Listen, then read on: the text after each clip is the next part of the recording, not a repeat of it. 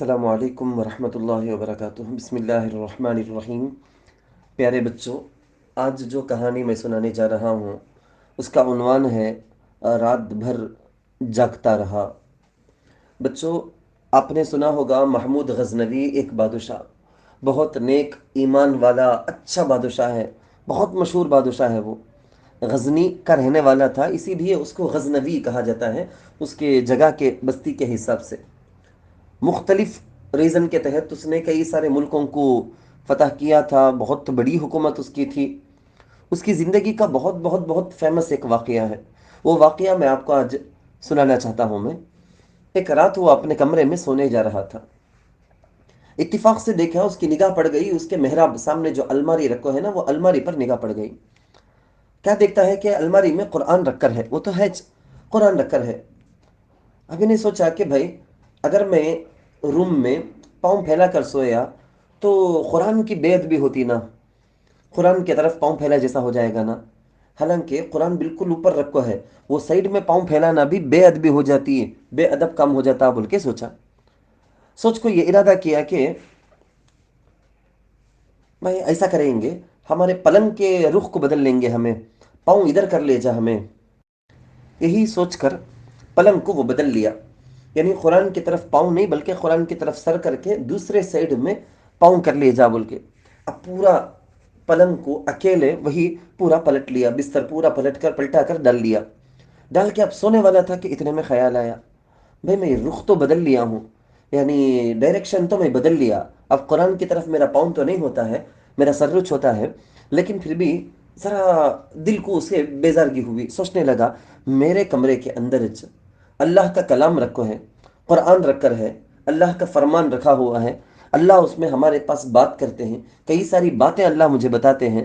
اس کو اٹھا کر پڑھ کر اس کو سمجھنے، اس پر عمل کرنے، غور کرنے کے بجائے غافل کے جیسا پڑھ کر سونا، یہ بھی مناسب نہیں نا، یہ بھی مناسب نہیں نا۔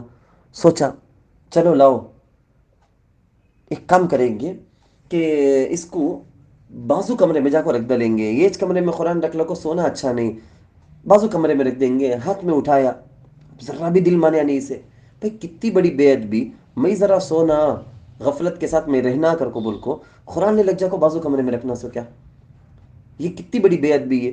اللہ میرے سے کچھ بات کرتا ہے، اللہ کا کلام ہے، اسے میں منہ موڑ کو منہ پھیر کو اسے جا بازو رکھ دل کا کو سونے کا، یہ کتنی بڑی بے ادبی۔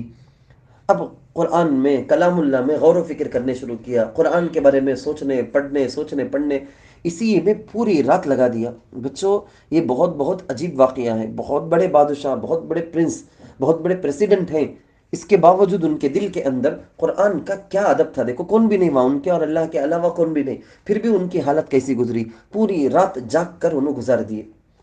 کیوں؟ قرآن کا ادب و احترام۔ اب ضرور ایسے بادشاہ کو تو اللہ، ایسے مسلمان کو تو اللہ ضرور معاف کریں گے، اس میں رتی برابر بھی کوئی ڈاؤٹ نہیں، شک نہیں۔ بچوں، ہمارے اسلام میں ہم کو حکم دیا گیا ہے قبلے کی طرف پاؤں کر کے لمبا کر کے نہیں بیٹھنا، قبلے کی طرف پاؤں کر کے نہیں سونا، ادھر پاؤں نہیں لمبانا۔ قبلہ جدھر ہوتا ہے نا، جس کنٹری والے کو جدھر قبلہ پڑتا ہے، کعبۃ اللہ ہوتا ہے، ادھر پاؤں نہیں پھیلانا، ادھر تھوکنا نہیں۔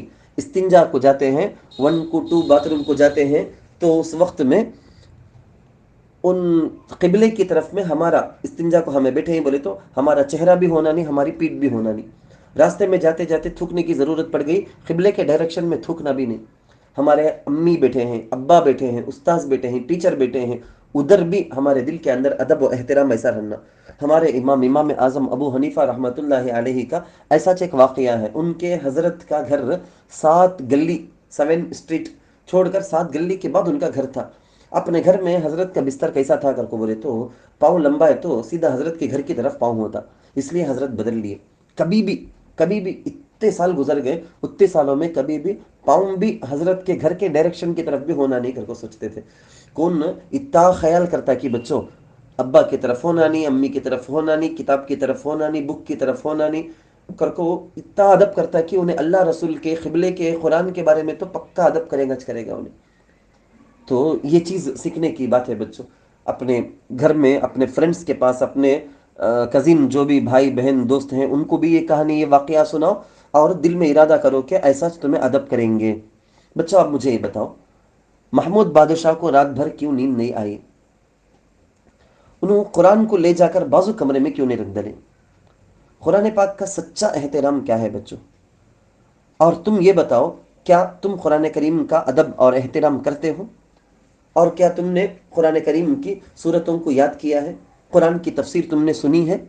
اللہ تعالیٰ سے دعا ہے کہ قرآن کے صحیح عشق ہمارے دل کے اندر پیدا فرمائے، قرآن سے سچی محبت، اور اس میں جو کہا گیا اس کو پڑھنے، سننے، سمجھنے، تفسیر کو سن کر اس پر عمل کرنے کے اللہ ہم سب کو توفیق نصیب فرمائے۔